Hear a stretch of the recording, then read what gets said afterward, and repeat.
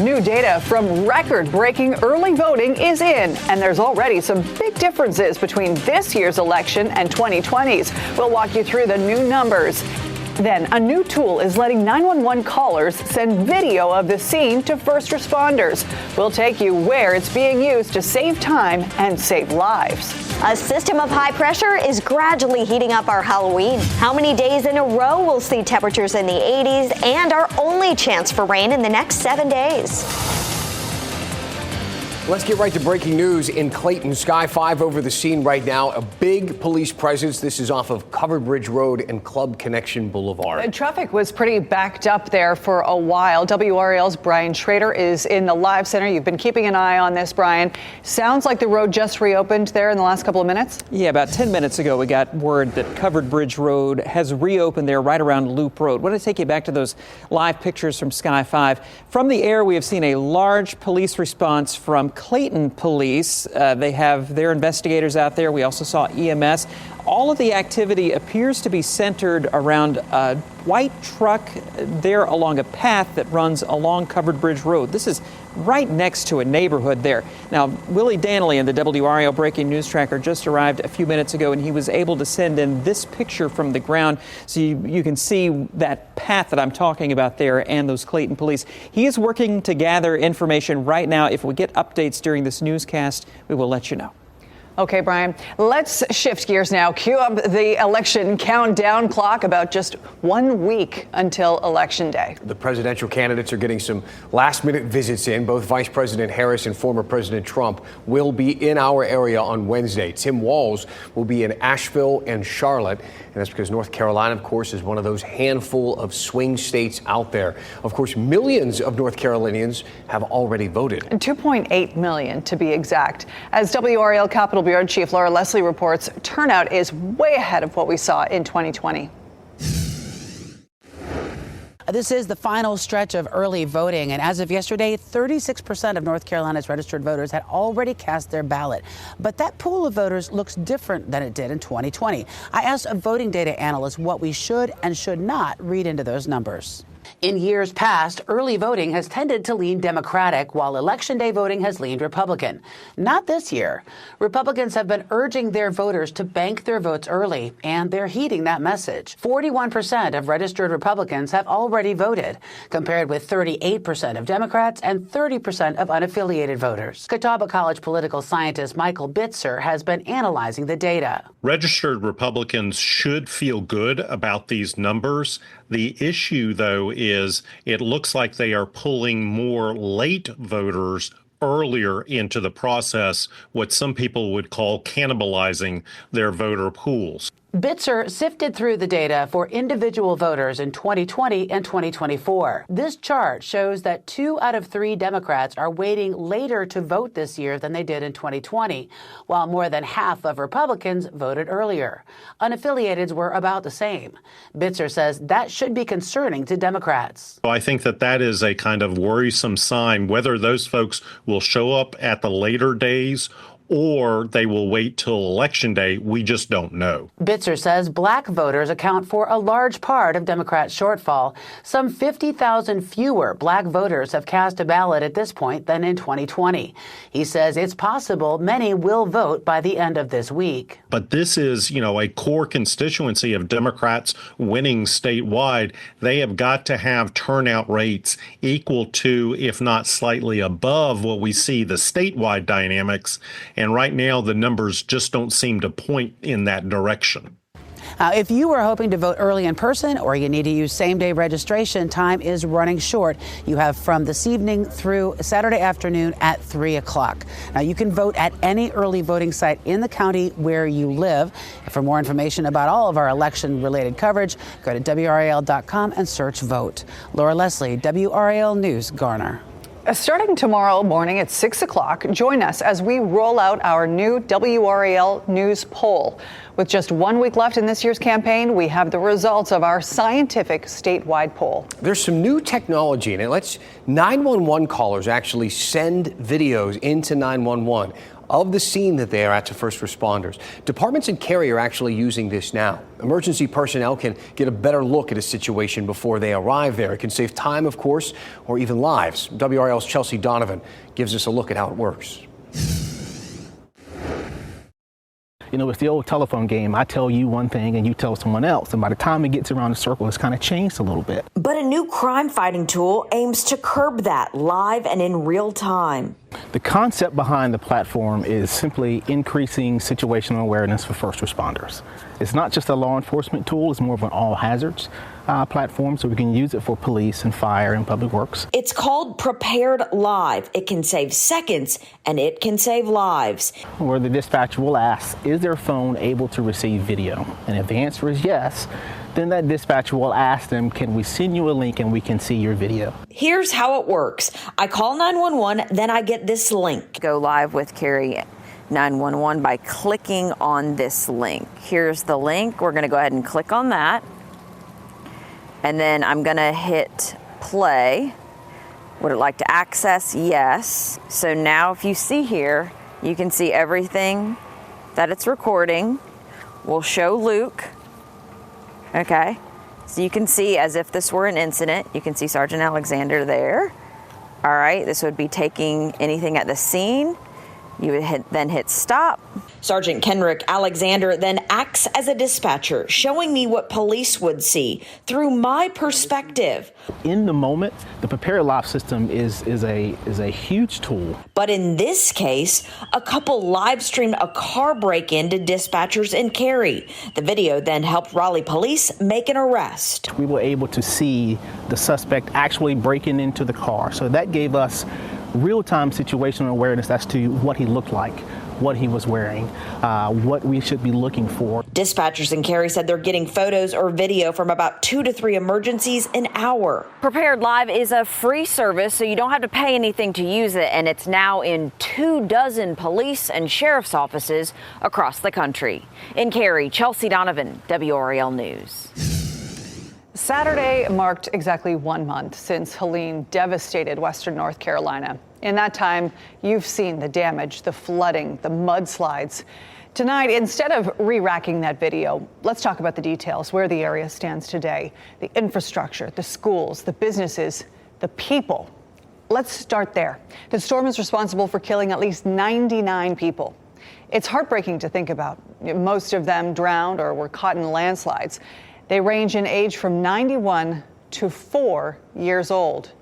For those who survived, the infrastructure is still recovering. At one point, more than 1 million people didn't have power. At last check, that number is down to 500, mostly in Lake Lure. But still, think of that, 500 people going a month without electricity. NCDOT says they have reopened more than 800 roads since the storm hit. This was the NCDOT map just a couple of weeks ago. Here's what it looks like now. A little better, right? There are still more than 400 road closures, thousands of damaged sites as well. $8 million will go to stabilize the westbound lanes of I-40 that washed away in the Pigeon River Gorge. More money for a permanent fix is coming soon. Here's another map. This one is from the State Department of Environmental Quality. It shows which areas still have water system alerts. So all the green dots that are areas that are running as normal. The red and yellow dots mark places that need more testing, have pressure problems, are under a boil water advisory, or are still waiting on repairs. And here's a big one, business. It's fall in the North Carolina mountains, a huge time of year for their economy. This map from Visit NC shows which places are open for business. So this is one from a few weeks ago, and here is the map from today. I don't know if you noticed, there's a lot more green, a lot more places ready for customers. Great news here. Some places like Buncombe County are in yellow. This means that really you should call hotels, restaurants, and other places before you take your trip. You can see several towns and counties are still in red. Those ones are not yet ready for visitors. All day, we have been thanking you and all the people who came out to Music for the Mountains this past weekend.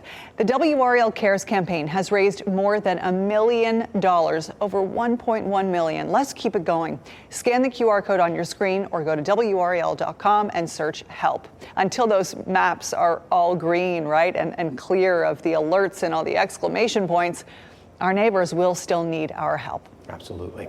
It is Monday. Why don't we go through some questions, some of your feedback in the in-depth inbox. You had a lot to say about the constitutional amendment that's on the ballot this year, and you should. It's important. This is one of those rare times that you get to vote for policy, not people. But there are limits to this. A handful of states will vote on abortion, but not North Carolina. Why is that? Let's talk about it after the break. Kat? And it's a beautiful night at White Lake. We've got all treats in your Halloween forecast locally, but there is one trick. We're not done with hurricane season yet. I'll show you the area marked by the National Hurricane Center coming up.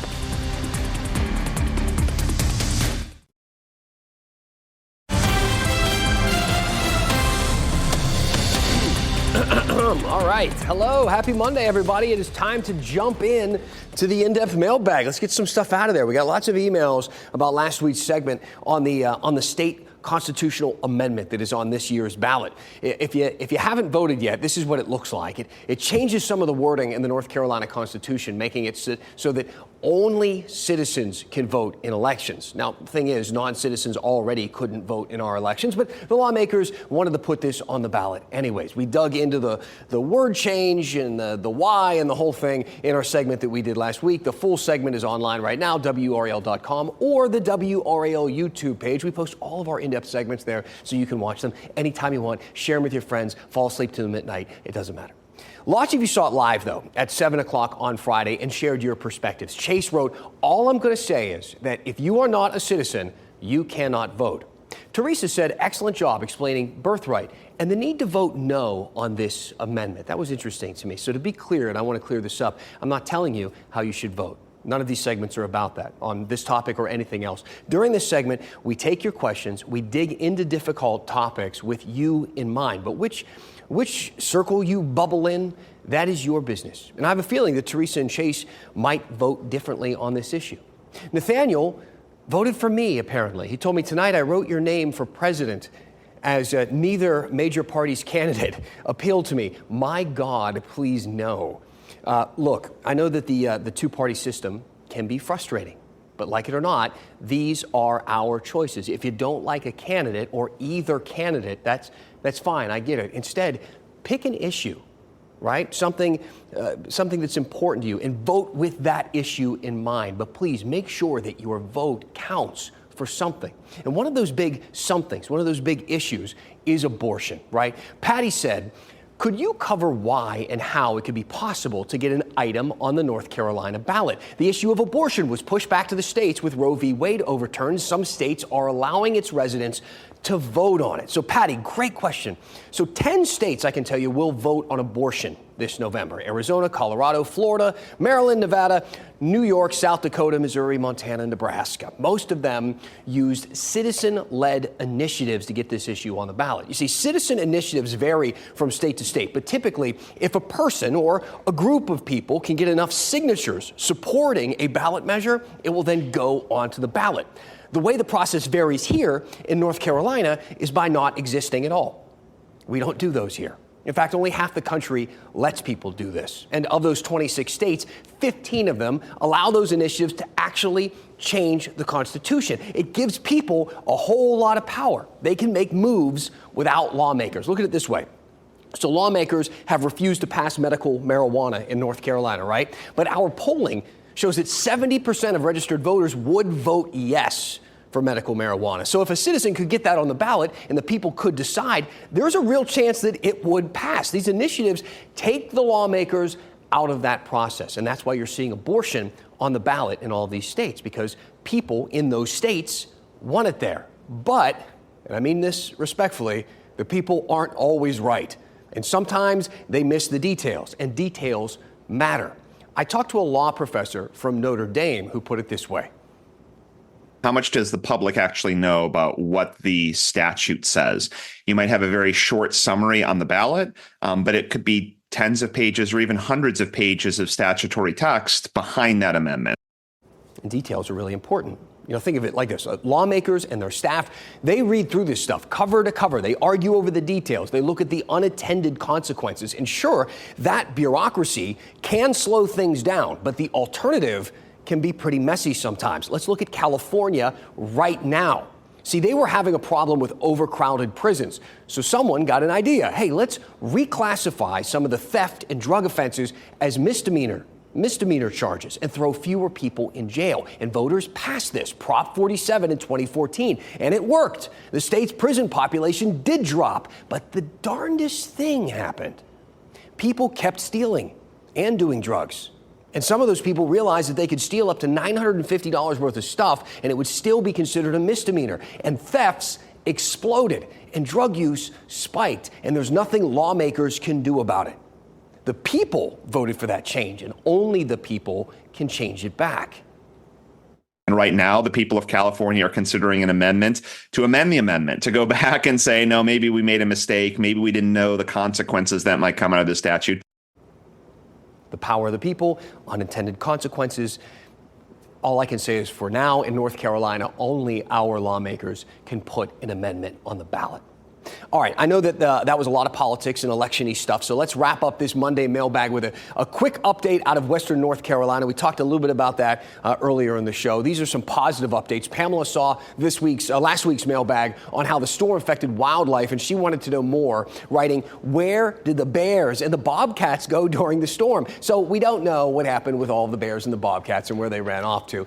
NC Wildlife, though, will sort that out in the next few weeks ahead. But they did tell us that mammals like bears and bobcats know kind of what to do. They can seek higher ground. They hunker down for a storm like that. The folks at Grandfather Mountain Park shared this with us. The animals living there have shelters. They stay in at night and during storms like the one we have. The park has staff that take care of these animals, and apparently they are doing great. Is there news out there that you have some questions about? What should we go in depth? Our in-depth team. What do you want us to tackle? I want to hear from you. Send me an email, dan@WRAL.com. Tell me what is on your mind, and we will go in depth. Well, I am glad to hear that those animals are doing well, Dan. Kat, you are watching the tropics and potential development this weekend, later next week. This shouldn't be a surprise. We've been telling people about it since last week, and hurricane season doesn't end until the end of November. But typically, as you get into the second half of October, we usually see the Atlantic really quiet down. But this has definitely been a back-heavy hurricane season so far. We're going to be watching areas in the southern Caribbean as we head into the weekend and early next week. That's the zone to watch for potential tropical development. The chance of something developing here, about 40%, the way it looks right now. The European model ensembles, if we take a closer look, I'm starting this Wednesday. Give it about a 40% chance of coming together midweek. That chance goes up a little bit as we get into the weekend. Over the weekend, it goes up to about a 50% chance of a probability of a depression forming.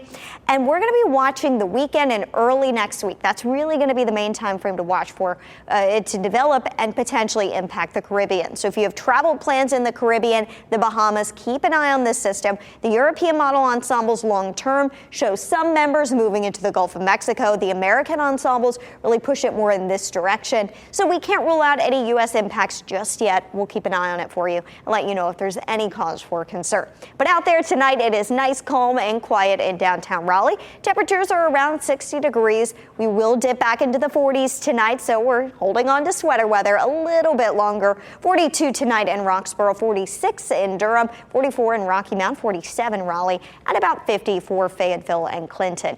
But we will gradually be warming up this week. Tomorrow, it's mostly cloudy, just a 20% chance of a sprinkle in our southeastern counties, 72 the high. And then Wednesday and Thursday, we're right around 80 degrees, and that'll continue Friday as well. 3 days in a row with highs near 80, partly cloudy skies those days. And Halloween looks pretty good on Thursday. Already by 9 a.m., it is 64 degrees outside. By noon, 75, 80 at 3 o'clock. And then evening temperatures for trick-or-treating, very mild. I mean, your kids should be good. No umbrellas needed. Jackets really aren't needed. Long sleeves at most. If you're headed out to early vote tomorrow, it's mostly cloudy to start. 47 at 8 a.m. Grab a jacket. By noon, 66 degrees, still mostly cloudy, and 72 by 4 o'clock. Over the next 7 days, temperatures rebound, 3 warm afternoons in a row, and then Friday night, a cold front comes. It brings a very small chance for rain and a temperature drop for the weekend with highs back in the upper 60s to lower 70s. Don't forget, clocks fall back Saturday night. Thank you, Kat. And one last thing tonight. Did you know the first ever forward pass in football happened during a UNC game? We've got 2 big moments in football history we want to tell you about, both in our state, separated by 100 years. That's in 2 minutes.